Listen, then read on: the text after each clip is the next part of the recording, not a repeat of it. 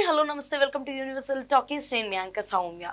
So actor మరియు political leader అయిన ఉప ముఖ్యమంత్రి పవర్ స్టార్ పవన్ కళ్యాణ్ గారు శుక్రవారం జరుగుతున్న ఒక మీటింగ్ లో అస్వస్థతకి గురవడం, సో ఆయన వెంటనే హాస్పిటల్కి తరలించి ఎంఆర్ఐ స్కానింగ్ అనేది డాక్టర్స్ చేయడంతో సో ఆయనకి హెల్త్ ఇష్యూ అయితే ఉంది. సో ఆయన సిచ్యువేషన్ సరిగ్గా లేదు, ఒక సర్జరీని అయితే చేయవలసి ఉంటుంది. సో దానివల్ల ఎంతో కొంత మెరుగు అవ్వచ్చు.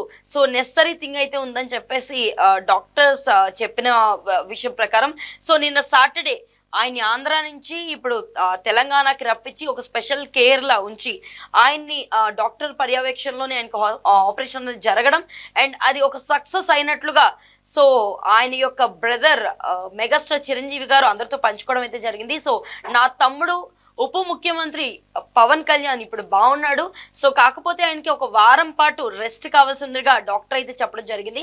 సో సర్జరీ అయితే సక్సెస్ఫుల్ అయింది. ఆయన గురించి బెంగ పెట్టుకోవాల్సిన విషయం కానీ భయపడాల్సిన విషయం కానీ ఎటువంటిది లేదు. అలాగే నేను గాడ్కి థ్యాంక్స్ చెప్తున్నాను ఇలాంటి సిచ్యువేషన్లో కూడా పవన్ కళ్యాణ్కి తోడుగా ఉన్నందుకు. అండ్ మీ అందరి ప్రేమ కూడా వాడిని ఇలా నిలబెట్టింది అని చెప్పేసి చిరంజీవి చెప్పుకురావడం జరిగింది. అండ్ చిరంజీవితో పాటు అల్లు అర్జున్ అలాగే జూనియర్ ఎన్టీఆర్ అండ్ మిగతా వారు సాయి ధరమ్ తేజ్ వీళ్ళందరూ కూడా వాళ్ళ యొక్క ఎక్స్ ఖాతాల్లో పవన్ కళ్యాణ్ గారి గురించి రాసుకురావడం అయితే జరిగింది. సో తొందరగా కోలుకోవాలని అండ్ మళ్ళీ తిరిగి అదే ఒక శక్తితో ఎలా అయితే ఆయన ఉప ముఖ్యమంత్రిగా ఆంధ్ర పాలిటిక్స్ లో చాలా శరవేగంగా ఆయన యొక్క డెవలప్మెంట్ ని చూపిస్తున్నారు, అదే లెక్కలో మళ్ళీ తిరిగి అదే లెవెల్లో ఆయన చూడాలని చెప్పేసి ప్రతి ఒక్క స్టార్ తో పాటు పిఎం నరేంద్ర మోడీ కూడా ఆయన హెల్త్ గురించి తెలుసుకొని మాట్లాడి ఆయనతో సో ఆయన తొందరగా కోలుకోవాలని కోరుకుంటున్నారని చెప్పేసి ఎక్స్ ఖాతాలో రాసుకురావడం అండ్ దానికి సంబంధించి రిప్లై ఇస్తూ పవన్ కళ్యాణ్ గారు కూడా రియాక్ట్ అవ్వడం, నా గురించి మీరు ఒక టైం తీసుకొని నాతో మాట్లాడడం కానీ నాకు సంబంధించి దాని గురించి చెప్పడం కానీ నాకు చాలా ఆనందాన్ని ఇస్తుందని చెప్పేసి